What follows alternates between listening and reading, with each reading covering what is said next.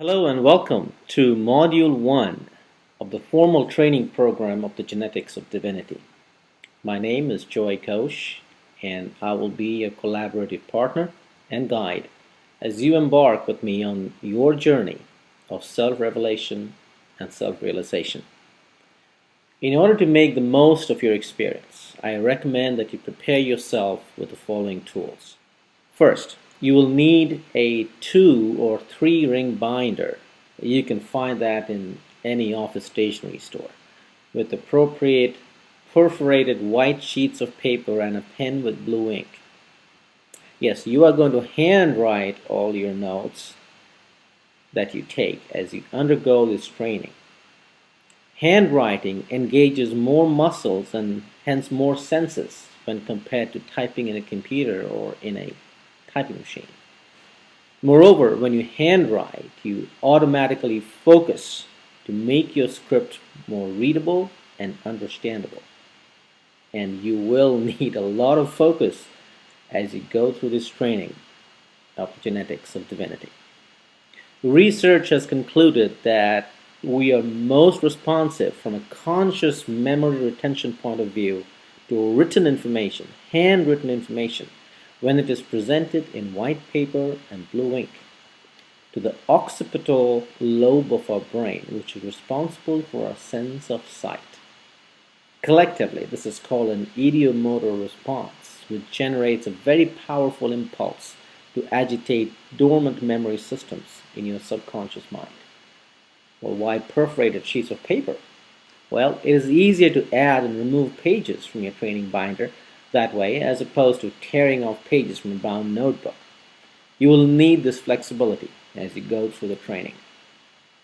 Number 2, I'd like you to write this down on the first page of your binder in your best handwriting, right across the center, and make sure there's nothing else written on the sheet. This is the core principle of the Genetics of Divinity, and provides a foundation for all creation and existence, which also includes the quality of your present and the future life experience. Ready? Great. Write this down word for word. I pledge and commit myself from this moment onwards to seek and establish symbiotic, collaborative relationships with anything and anyone that I believe will lead to unbounded delight in my life experience and theirs through the free will of mutual consent of both parties for the purpose of collective coexistence. Now, if you have to pause this video, replay this Pledge of Allegiance or Oath of Allegiance or whatever you want to call it, do so. Replay this message and write it down on the first page of your binder. Okay? Now, sign it in your normal signature and place the current date and time below it. What you just did was to sign a contract with yourself.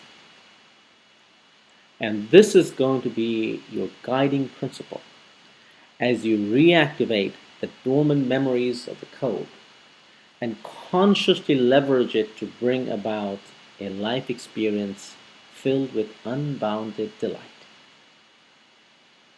Revisit this page often as a reminder, and whenever you want to nudge those dormant memory systems about the code of the Genetics of Divinity.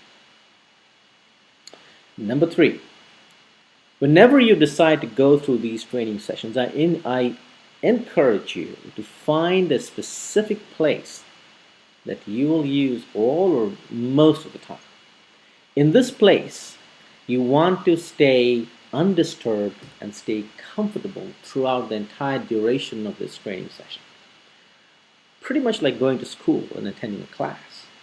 This trains your brain to get in the zone, preparing your memory systems and other related physical and non-physical energy entities to get you into an open and receptive mode, keeping your faculties of logical and rational reasoning working in peak condition.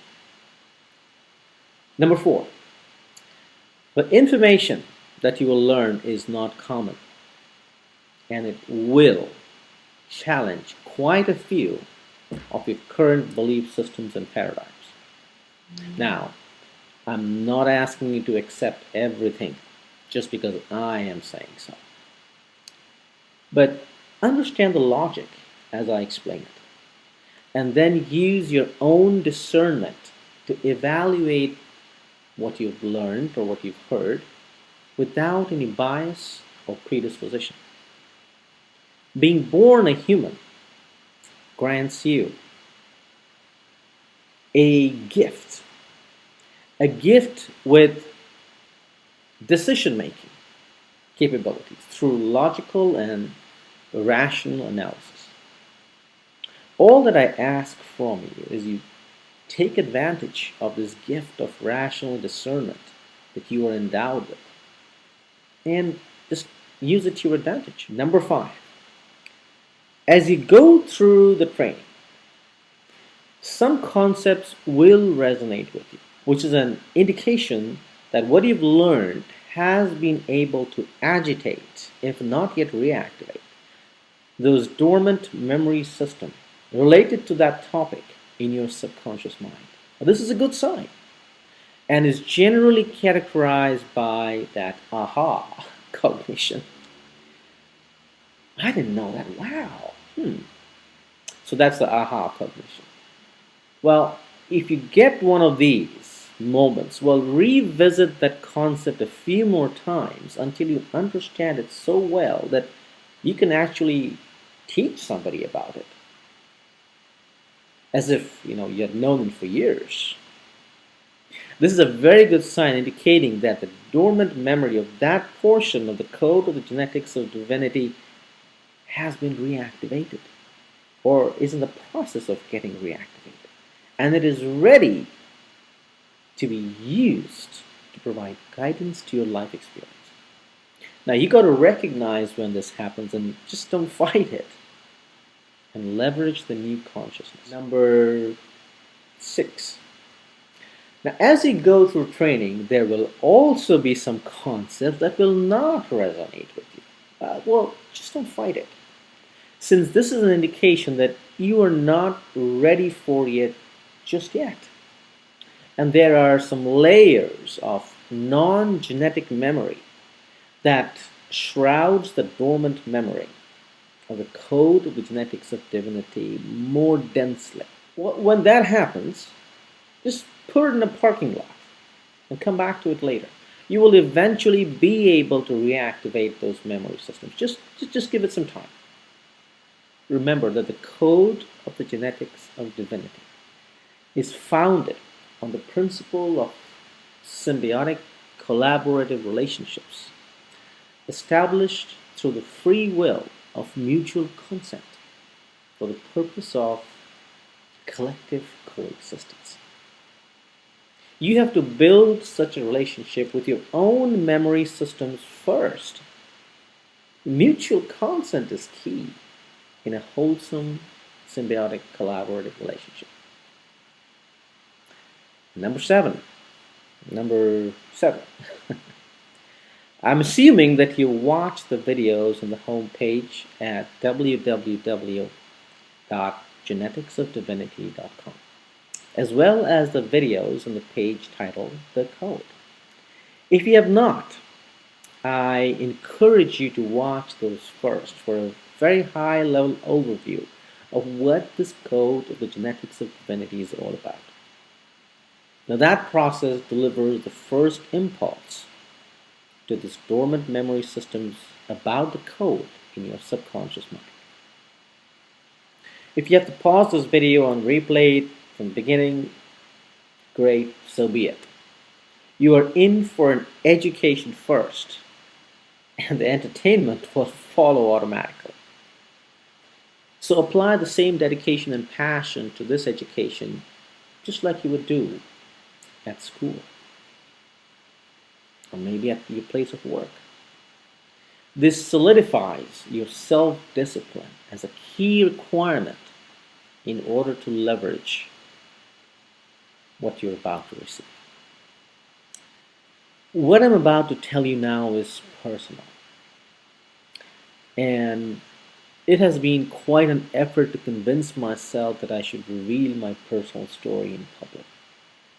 You see, I'm a very reserved person. I don't open up easily uh, in public, especially not with my personal life stories.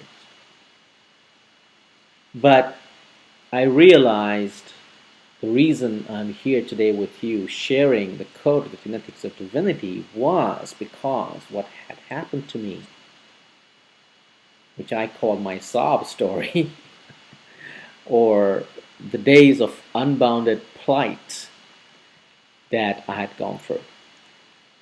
And my goal to disclose such personal information is not to impress you with those sob stories or my plight, but to impress upon you the fact that the burning pains inflicted on me by those days of unbounded plight was the beginning of the reactivation process of the dormant memories of the genetics of divinity, my subconscious mind, into my conscious mind. And once that occurred, as I started to conduct my life according to the code, my state of unbounded plight changed to unbounded delight. And it is my belief that you are also now lined up for the same transformation by the design of the code of the genetics of divinity. Okay, let's dive in.